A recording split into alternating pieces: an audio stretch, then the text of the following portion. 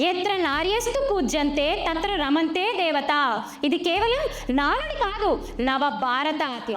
మన వేదాల నుంచి ఈ దివ్య వాక్యం తరతరాలుగా మన చెవుల్లో మారు మోగుతూనే ఉంది. కానీ మనం నిజంగా దీనిని పాటిస్తున్నామా? మహిళా సాధికారత గురించి గొప్పగా మాట్లాడే రాజకీయ పార్టీలు మహిళల్ని కేవలం ఓటు బ్యాంకుగానే చూస్తున్నాయా? నిజమైన సాధికారత అంటే కేవలం మాటలు చెప్పడం కాదు, చేతుల్లో శక్తి అందించడం. అదే వేదాల నుంచి మరొక అద్భుతం, తేజో మండిత ఉజ్వల భవామ్యహం శక్తి శివాలిక. ఈ మహత్తర వాక్యం ప్రతి మహిళలో అంతర్గత శక్తిని, ప్రకాశాన్ని గుర్తు చేస్తుంది. ప్రతి మహిళలో సహజంగానే దాగి ఉన్న ఆ శక్తికి అండగా నిలబడితే ఆమె ప్రతి అడుగు దేశానికి ఉజ్వల భవిష్యత్తును అందిస్తుంది. సాధికారత కేవలం మాటలకి పరిమితం కాకూడదు, ఆచరణలో భాగమై ప్రతి స్త్రీకి వాస్తవ శక్తిని ప్రసాదించాలి. నారి కేవలం ఒక మహిళా ప్రయాణం కాదు, భారత గమ్యం. నారి అంటే కేవలం ఒక మహిళా ప్రయాణం కాదు, అది యావత్ భారత జాతి గమ్యం.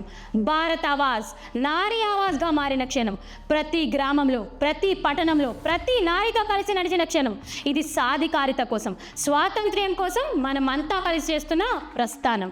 ఇకపై నారీమణుల భాగస్వామ్యులుగా చిన్న మధ్య తరహా సంస్థలు స్థాపించుకుంటూ గృహిణీ స్థాయి నుండి విజయవంతమైన పారిశ్రామికవేత్తలుగా మారే నారీ శక్తులతో కలిసి నడిచిన సందర్భం ఇది. వ్యవసాయము, చిన్న తరహా ఉత్పత్తి గృహాలు, ప్రాసెసింగ్ యూనిట్లు, ఎగుమతులు, ఇలా అన్ని రంగాల్లోనూ నారీ స్వరంగా నారీ మనులచే నారీ మనుల కోసం నడిపే విప్లవాత్మకమైన కార్యక్రమం ఇది.